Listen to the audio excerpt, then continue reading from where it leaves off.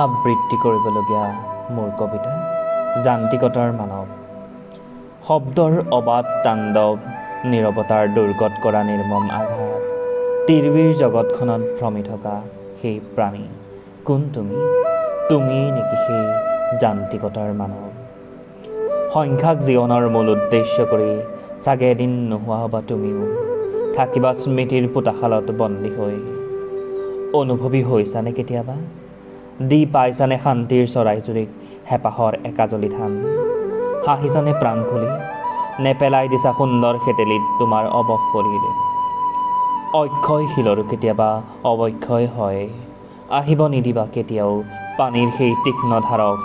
অভিপ্ৰায়ৰ অংশীদাৰ হোৱাৰ বৃথা প্ৰচেষ্টা তোমাৰ অথলে যাব। সৃষ্টিৰ অমিয়া সৌৰভ, তাতে লগ পোৱা নন্দন বন, উপভোগ্য জীৱন। আৰম্ভ কৰা তোমাৰ উত্তৰণ, সোঁতৰ দিশে বৈ গৈ নহ'বা তুমি যান্ত্ৰিকতাৰ মানৱ। ধন্যবাদ।